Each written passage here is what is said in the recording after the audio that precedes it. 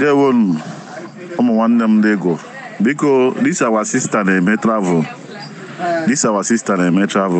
Ọ nọ Cotonou now n'ilu STM na park STM Park na Zongo Cotonou. This our sister na-eme travel.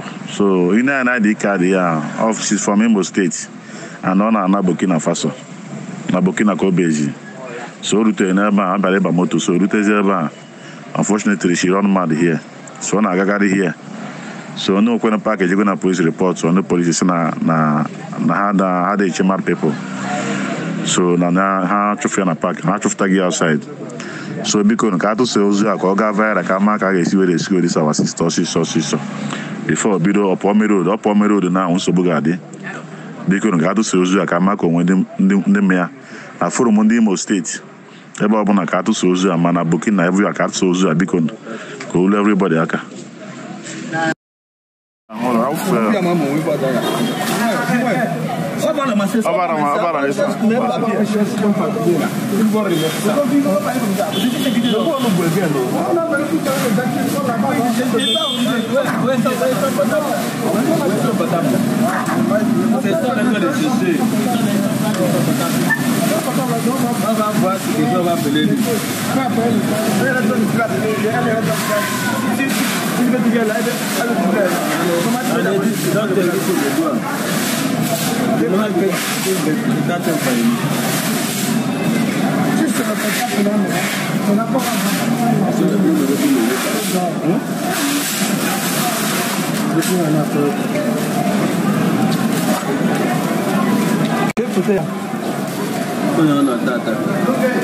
C'est manger.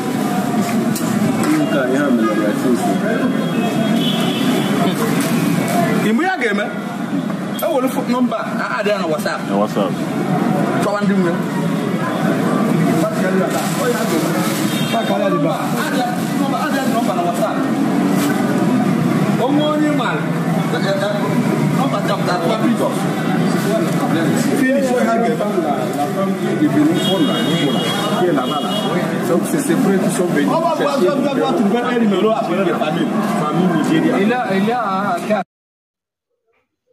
First of all, ka m commend godu ndị be anyị ndị Igbo.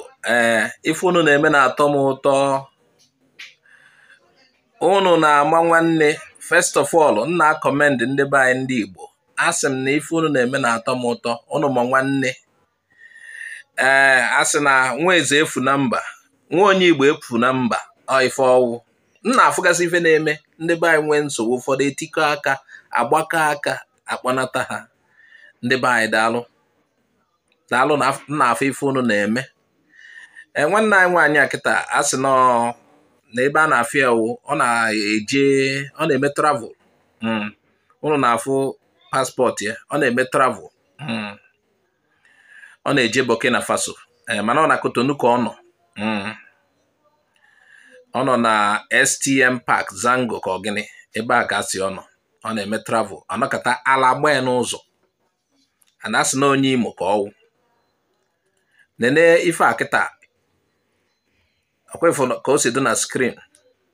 Ọnwụ na-eme ka inyere aka ka ịfụ na eloketili ndebe ha ka abịa kpọlụ maka asị na dị ala aka bidoro ọfụ dịka esi wee kwu ma ọ wụ n'isi mgbakakwa na o bidoro ọfụ dịka esi ekwu na onye asị ha ana n'ebe a baa afịa. A na-aka mma ka akụjue mgbe ọ ka na-ebido anyị amaghị ife merie. Ekpere anyị na-ekpe ka Chineke nyere ya aka ka o nwetakwa onwe ọ ife mwute. Mana nna ekene ndị Igbo etu unu si eme. Nna ekene ndị mere ife enyonyo a na mana nna asị na ụna ha makwa eseta nwanne anyị nwaanyị amal ka esi seta ihu ya. Ya wụsọ ọsọ paspọtụ anyị gosiri eseta ihu ọ dị izi mmadụ ịmata ya ọfụma. Mana ka ịkwara ife anyị eme ọ infọmeshọn ndụ anyị n'aka ka anyị eji wee lụkwa n'ọrụ nke anyị nwa na-alụ. Ọ na-eje Burkina Faso. Mana na Cotonou ka ife a nọ mee. Asị na ọ nọ na STM Park Zanga. Mọ m ebe ọ ya anọ kịta. Mana onye fụrụ ozi a tụsakwa ya. Amụha na ndebe ha akọntaktị gị kịta. Onye fụrụ ozi a tụsa anya ya. Ọ na-efukwara nọmba fon ya ka etinyekwu. Ndị asị ka a jiri kọntaktị ya malụgasị ya ndị nwe